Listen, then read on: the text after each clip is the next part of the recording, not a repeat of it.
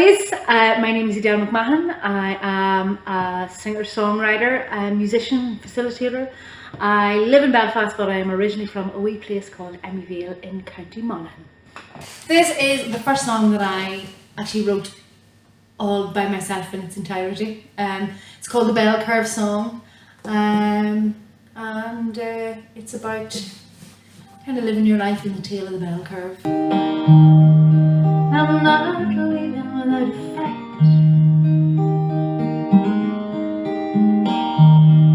It doesn't matter if I'm wrong or right.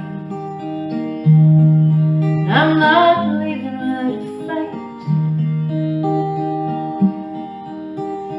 We've been receiving dinosaur transmission line, but it's no use talking if the words aren't yours and mine. The words aren't yours and mine. I grew up in a musical family, in a musical village, in a musical county. So there was always music in our house growing up. My mum and dad they were big into folk and country music. Great jivers, loved dancing. We were in the folk choir in the parish from we were, before we were even walking. And my father's sister married a professional musician. He was in the show bands, the Clipper Races. And so music was always a big thing. And in the community, I joined Irish dancing class when I was 7. And that opened up a lot of different opportunities. My Irish dancing teacher, Jared McQuaid, who is hugely important in my musical development. He is a mentor and now friend, but he recognised something in me, probably that I was a show off, and took me under his wing. And so through him I learned not just Irish dancing but sean-nós singing. I did competitions, shanachie competitions like storytelling or recitation with him. He taught me how to play Byron. So I wouldn't be the performer I am. He taught me what it was to be a professional performer, how to be professional on stage. And one of his famous sayings was, if your knickers land at your ankles, step out of them and dance on. And my cousin, of course, I got my first guitar for my 10th birthday, and my cousin Niall gave me lessons every week, every Saturday for an hour for about a year. And so music was kind of inevitable growing up in Emmyvale. It was part of the fabric of our community. Traditional music is huge in North Monaghan. My music teacher at St. Louis, where I went to secondary school, used to drive her crazy that she could never have an orchestra because nobody played classical music. Lots of people played the violin, but it was all fiddle. There was no, class. It was one classical musician in the whole school when I was there. So yeah, music was just like breathing, growing up.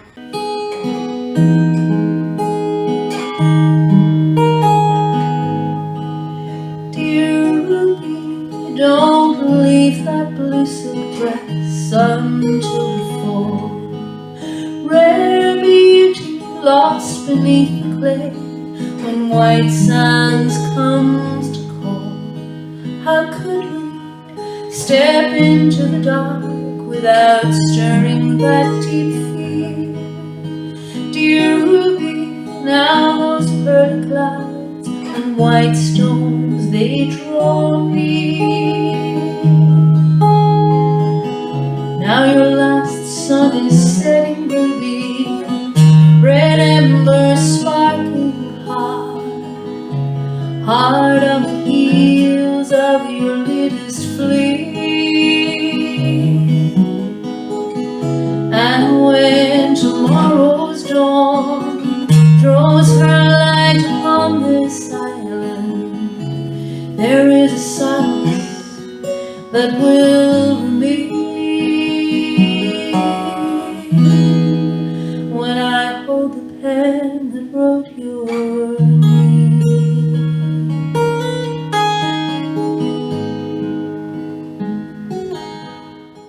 I was always a singer, even when I couldn't sing. So people often say, oh, you're so talented, and I'm not. I'm skilled. I'm not, I don't have the, when I was younger, I always sang. I just loved singing. I just didn't realise that I was really hard to listen to. But singing's about, what, 70% listening. So eventually I started listening to the sound that I was making and became better at it. And so I was always a singer, and I think it was just an independent streak in me. I wanted to not have to rely on anybody else for accompaniment, and that's why I wanted a guitar. I asked for a guitar for my 10th birthday, and Mum and Dad presumably thought it would be the same story as the tin whistle. I'd got a tin whistle when I was 7 because my sister was learning the whistle and I wanted to learn the whistle. So a tin whistle was duly purchased, and I hated it. I just hated it, and every week before the lesson, 20 minutes before, I'd be doing my practicing, and so that didn't last very long. So they bought me this cheap wee guitar from the Argos catalogue, wee, half-size guitar, and but and they arranged for my cousin Niall to come down. He was also playing in show bands by that stage. He was the son of my uncle who was in the Clipper Races. I think he's playing with Jimmy Buckley these days, but he came down every Saturday for an hour for a year and taught me my ABCs of playing the guitar, and I never looked back. They never had to say, have you practiced? Because it was something that I found useful, or it allowed me to kind of sing with accompaniment without having to rely on anybody else. So yeah, so I loved it, and I've been playing guitar now for over 35 years. Oh my God. And yeah, but I didn't I didn't become a songwriter until my early 30s. I always thought, I'm a singer, I don't have anything to say, I don't have that talent, I don't have that ability to write songs, and I was content just to be a singer and interpreter of other people's songs. But then I started hanging around with Jim Johnston and Paul Wilkinson, and they had other ideas, and it was with their encouragement and collaboration that I started to become a songwriter.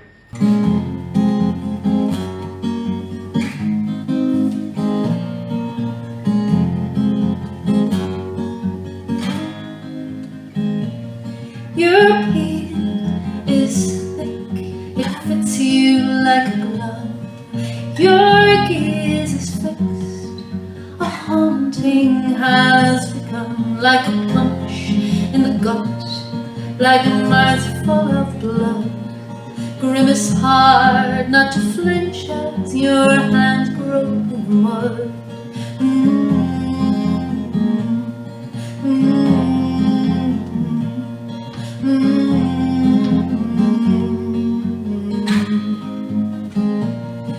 Your flames eclipsed by pocketfuls of scorn, 3 dirty tricks to find the bread above. Well, most of the time I am more of the Leonard Cohen school than the Bob Dylan school of writing. Not that I am comparing myself to either of those songwriters, but Bob Dylan used to write his songs really quickly. They would just, they would just come through him, and he would, write them all, in an hour, in an afternoon, in a day. Whereas Leonard Cohen might take, 7 or 8 years, crafting, honing, come back, changing a few things. And I'm definitely, for the most part, very rarely do I get grabbed by the muse and a song, sort of comes out of me in a sort of contained length of time, like a day or a few hours.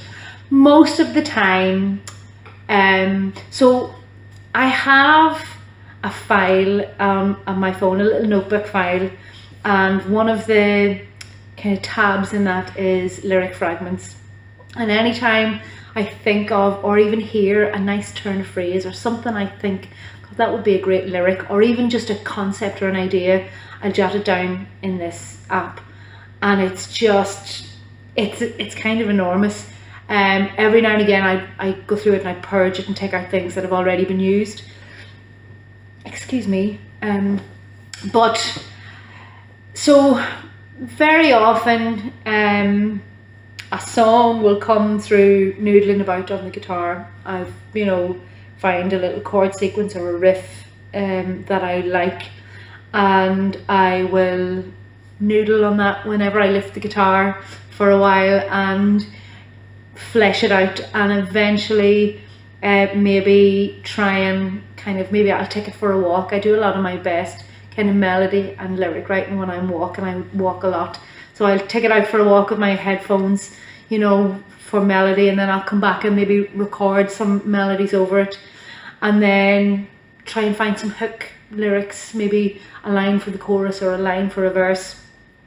And when I have enough of those little bits of structure, then I will mine my file of lyrics and see if there's anything that fits, anything that works in there, and, you know, use those bits and then kind of just fill in the blanks. Sometimes, very often though, you know, it will take you know, days, weeks, months.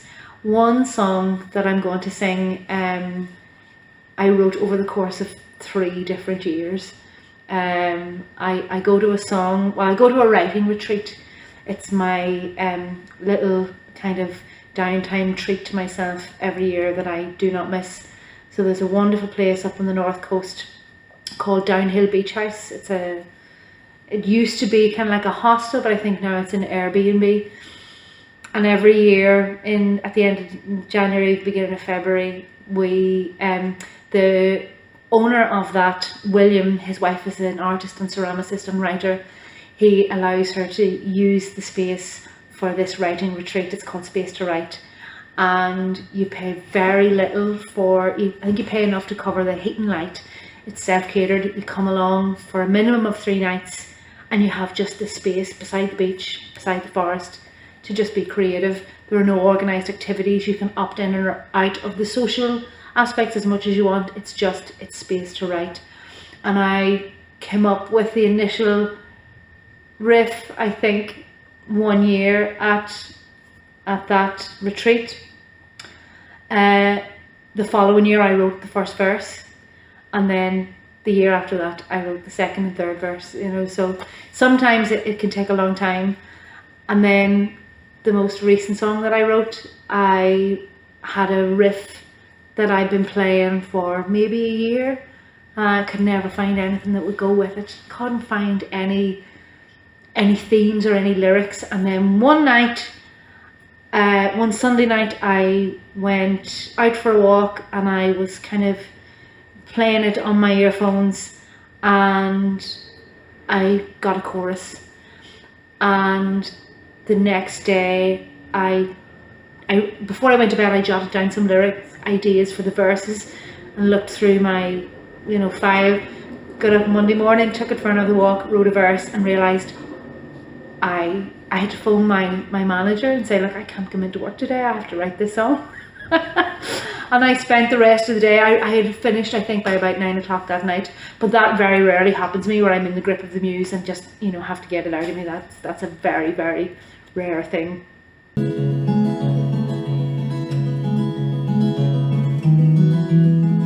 Ships will sail out of reach over horizons, slips beneath those floating feet she keeps her eyes on, living in her daydreams, living in the past. Course charted with a compass, the needle had been lost. Don't wait, don't wait.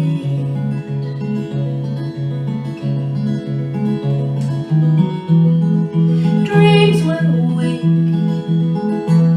unfulfilled, don't try to hold them. Bonds will break, you can't rebuild, don't try to mold them. Standing on the threshold, decision in hand.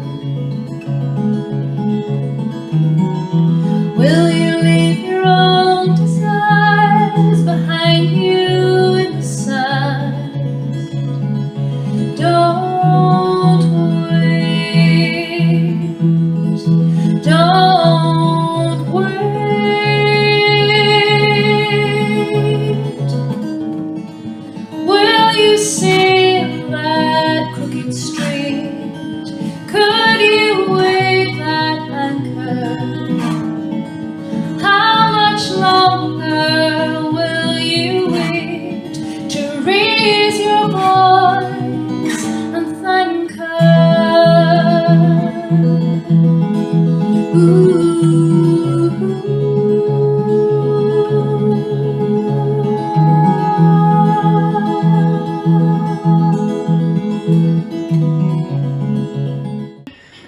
love gigging, I love performing. I'm a show off, I've always been, and I love being on stage.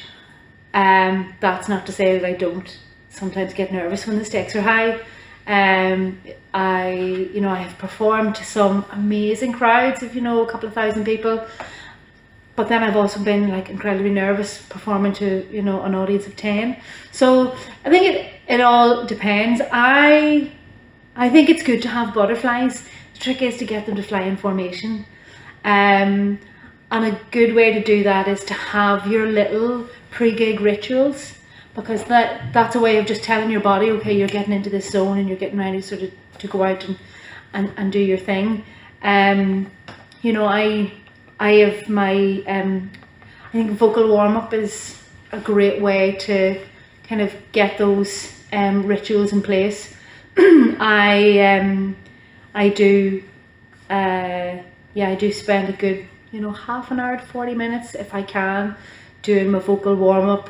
And a lot of the stuff that I do in a vocal warm-up stimulates the vagus nerve, which is a good way to lower your blood pressure and sort of calm your nervous system. But you don't want to calm it too much. You want kind of a somewhere between. You want to be activating the sympathetic and parasympathetic nervous system.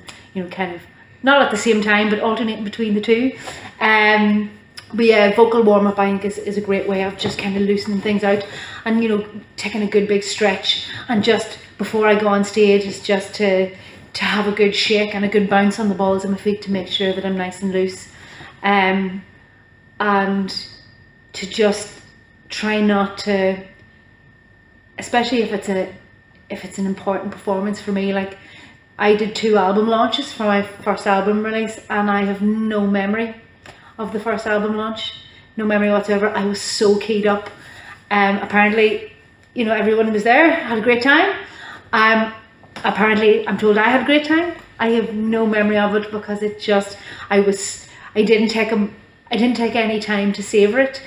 That was in Belfast, and then I did a launch in my hometown in Monaghan Town 5 months later, and I made sure, I think because the initial kind of mix of dread and excitement of, because it was all kind of riding on me, I didn't have that same intensity the second time, but I was able to actually savor parts of it, and I think that's a really important thing to try and teach yourself how to do. I think it's a skill, to teach yourself to, to be kind of present on stage sometimes and look around and realize, oh my God, I'm doing this amazing gig and it's so much fun. But yeah, I think definitely your pre-gig rituals are a great way to try and get your butterflies to fly in formation. So this song is called Calendar Days. This one's co-written with Jim Johnston, and it goes something like this.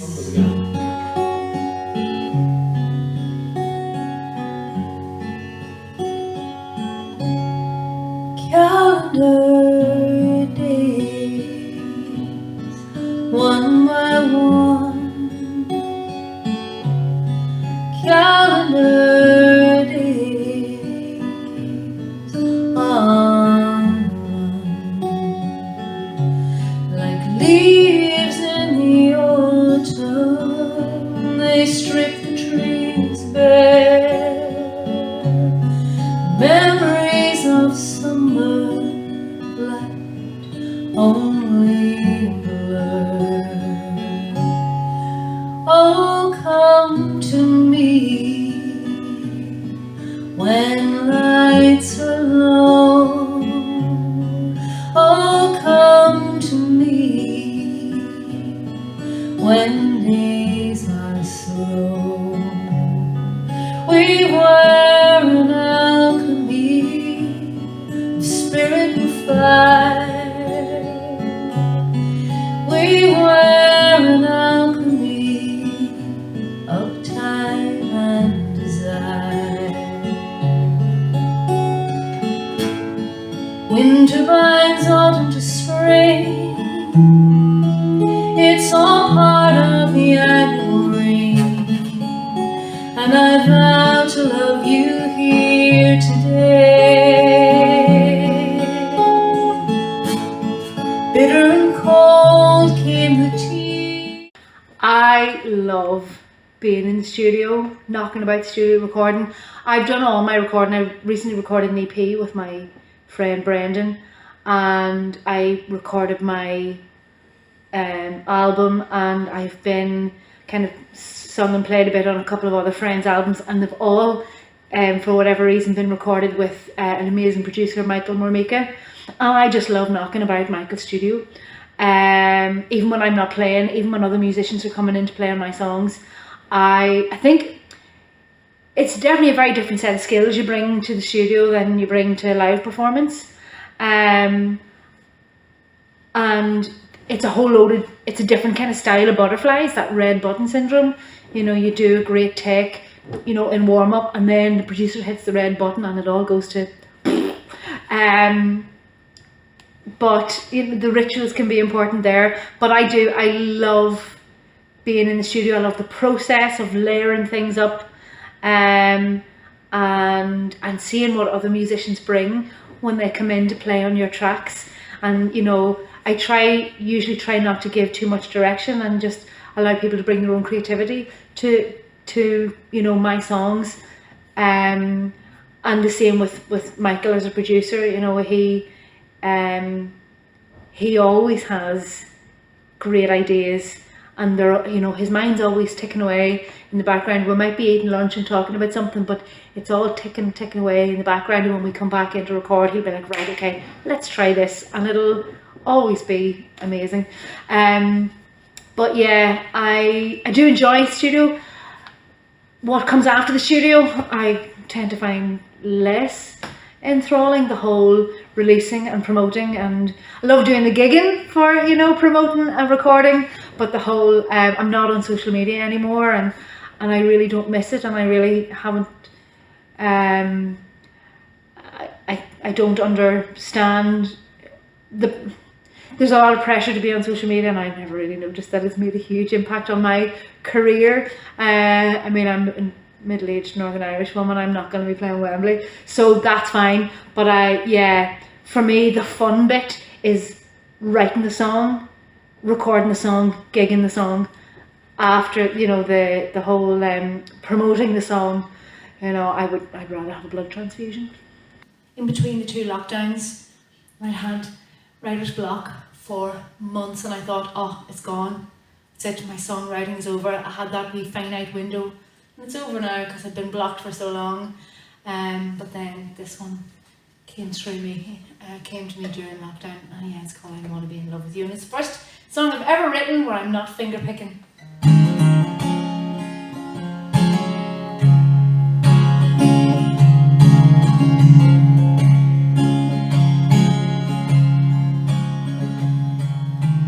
What have I become? I've never felt so far from home. Don't know who I'm meant to be, if this is really me. Maybe I am finally awake. Still I hesitate.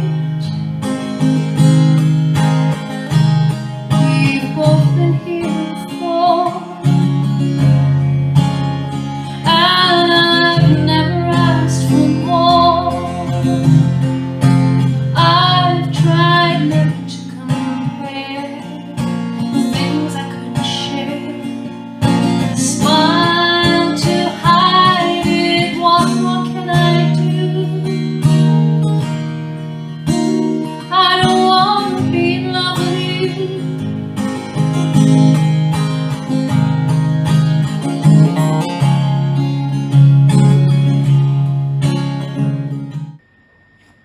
10 years ago, success looked different to me. Success was, yeah, getting the reviews in the online magazines, getting radio play, getting mentions, getting on playlists. For me now, the doing of the thing for me is the success. I made a nice thing. I made a beautiful thing. Myself and my friend recorded a beautiful EP. It's not released yet, but as far as I'm concerned, it sounds great. So that's the success. Anything that comes after that, then if people like it, then that's great. And yes, we did pour a lot of money and time and effort into it, but we had an incredible time doing that. You know, we paid for the experience of doing that, and if people like it and we get, you know, some gigs and we maybe get a bit of, you know, money back on that, then that's brilliant. But that's not why I do it anymore, because I've come to a point in my life where I realize that I'm not going to have that career as a touring musician, as a songwriter. I'm not going to make the bulk of my income as a songwriter from writing, recording, and, you know, gigging all over the UK, maybe going to America and all that. And that's okay, because it turns out I don't think I actually really want that anyway. I like being a homebody. I like living in Belfast. I like being close to my parents in Monaghan. And a life on the road is long and lonely. I have some friends who have had that success, and it's been a mixed blessing. I mean, it's great, but it's long, lonely days on the road. And I think, you know, now that I'm in my mid-40s, you know, I'm starting to see the wisdom in that saying, be careful what you wish for. I still earn my living as a musician, but the work that I do is a combination of music and helping, and that suits my personality, and it suits my level of ambition. And I can still write and record and play the songs that I've written myself, but there's no pressure on it now for it to be for it to pay my bills. So it's all joy. It's all just for the fun of having the experience and doing it, and then and the applause, of course. I love the applause.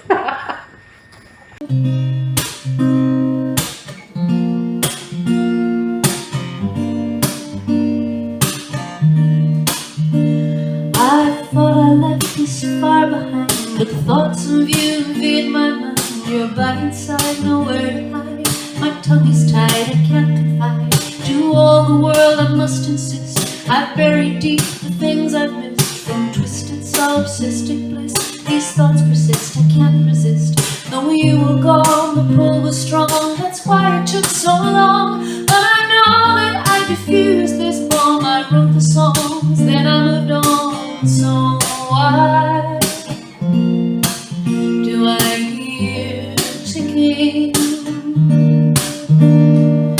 Extricated hearts rescind the years of uncommitted sins. This phantom limb flamed in a hand grenade without the pin. But not for me, the sweet relief. You carelessly annulled my grief. What was discreet, now incomplete. A leitmotif I can't delete. Though you were gone, the pull was strong. That's why it took so long. But I know that I diffused this bomb. I wrote the songs, then I moved on. So why do I hear ticking? Why do I hear ticking? For people who are starting out and are young songwriters wanting to have a career, I would say do your research. Make sure you know what you're wishing for, what you're getting into, because it's not the glamorous lifestyle that is seen on social media, or, you know, even on, you know, old rock and roll documentaries.